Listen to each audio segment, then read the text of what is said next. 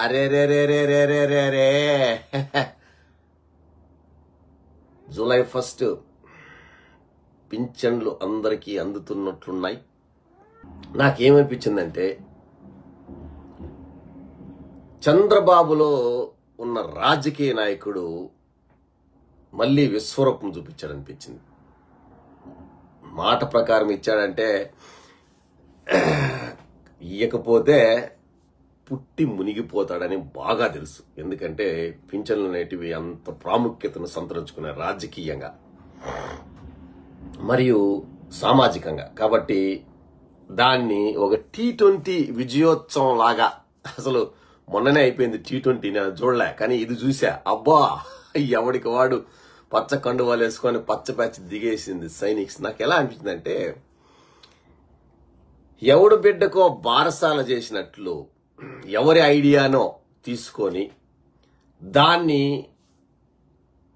ఒక అనవసరమాలకు అంటగడుతూ తనే అన్నీ చేస్తున్నట్లు హడావిడిని చూడు. ఊర్లో పెళ్లికి కుక్కల హడావిడి అన్నట్లు మన తెలుగు తమ్ముళ్ళు ఇంట్లో పింఛన్కి 10 మంది 20 మంది వచ్చేశారు. సామూహిక అత్యాచారమా చంద్రబాబు? నువ్వు అన్నావు కదా గోనె సంచులు ఎత్తుకుని పోయే ఉద్యోగం అని. మరి మీరు ఏమి సంచుల్లో ఎత్తుకుని పోయో పుట్టకోసలోంచి ఇచ్చారా డబ్బులు? పొరందామా రే? కనీసం అరే ఆడిచ్చేది నువ్వు పెంచింది కరెక్టే, 1000 రూపాయలు పెంచావు, అది కరెక్ట్, దాంట్లో ఎవడు ఏమనట్లేదు, ఎస్ నీలో ఉంది. దానికి ఇవ్వడానికి అంత హంగామానా? ఓకే, వాలంటీర్స్ వద్దనుకున్నావో, ఏదో నీ మనసులో ఏముందో పోనీలే, తీసేస్తే కూడా మంచిదే. వాలంటీర్స్ పోతే మీ కార్యకర్తల ద్వారా పంపిణీ చేస్తే కూడా అది కూడా మంచిదే. ఇదేంటరా బాబు, ఊర్లో పెళ్లి కుక్కల హాడావిడిలాగా? అది అమ్మ, మీరు గాని ఇట్లే గాని కంటిన్యూ చేస్తే ఎవరి మీదన్నా సామూహిక అత్యాచారాలు జరిగితే ఆ ఇంట్లో ఇప్పుడు 60 ఏళ్లతో పాటు ఇంకా ఎవరన్నా ఉన్న వాళ్ళ మీద ఏమన్నా మీరు తెగబడి ఏమన్నా చేస్తే ఎవర్రా జవాబుదారీతనమో? సరేలే, ఇళ్ళలకు గానే పండగ కాదన్నట్లు అంటే ఈరోజు ఎవడి బిడ్డకో బారసాలు చేసినట్లు ఏమే, అసలు ఎవడు చెట్టుకో కాయలు తీసి నావే కాయలని పంచుకున్నట్లు నువ్వు చేసిన ఈ హడావిడి T20ని మించిందిలే. గాని ఏదేమైనా గాని ఒకటి మాత్రం చెప్పగలను, 3 వ్యవస్థలు ఉన్నాయి. ఇంతకుముందు కూడా చెప్పాను. వాలంటీర్, సచివాలయం, రెగ్యులర్ రెవెన్యూ, మున్సిపల్ వ్యవస్థలు. అది దాంట్లో కొంచెం ఉండొచ్చు.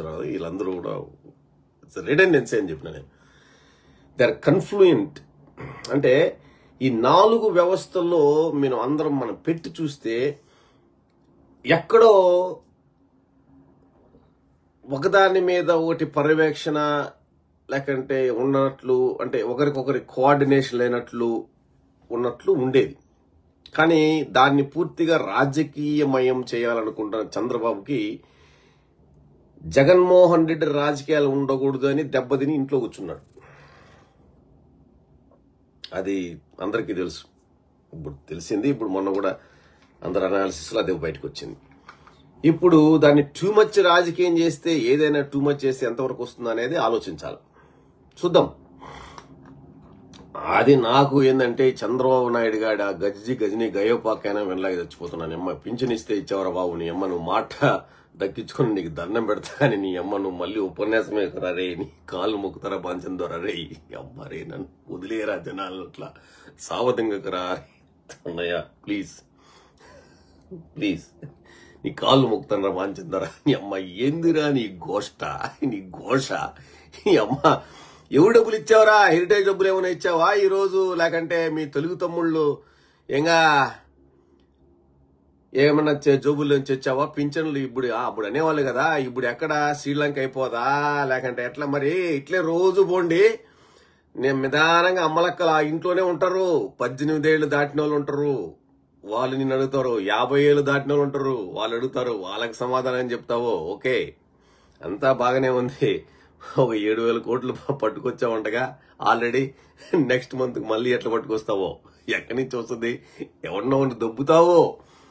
ఇప్పటికే పెంచా ఉండగా కరెంటు ఛార్జీలు, బస్ ఛార్జీలు, మరి ఈ సిలిండర్లు ఇవన్నీ ఏమైనా బాబో ఏదన్నా మాట మాట్లాడు. ఈ మళ్ళీ గజనీ గయోపాకెన్ లాగా మళ్ళీ నేనెవడో పింఛను రామారావుకు ఏమి సంబంధం లేదు. పింఛన్లు ప్రసిద్ధిగాంచింది జగన్మోహన్ రెడ్డి ఓవర్ ప్రచారము. జగన్మోహన్ రెడ్డి మాట తప్పకుండా మడమ తిప్పకుండా చేసిన పని. అంతగా తప్పితే నీలాంటోడు ఎవడన్నా ఉంటే ఒక పింఛను కొంతమందికి ఇచ్చేసరే ఊరికి పింఛను పండగ చేసుకుని అనేవాడు ఆ టైపులో. కానీ జగన్మోహన్ రెడ్డి అనేవాడు ఇంక నువ్వు దాన్ని తప్పించుకోలేడు ఎవడొచ్చినా గాని అని చెప్పి దాన్ని ఒక సిస్టమ్ లాగా తయారు చేశాడు. ఒక పకడ్బందీగా తయారు చేశాడు. దాంట్లో ఓడాడా గెలిచాడా అని పక్కన పెడదాం.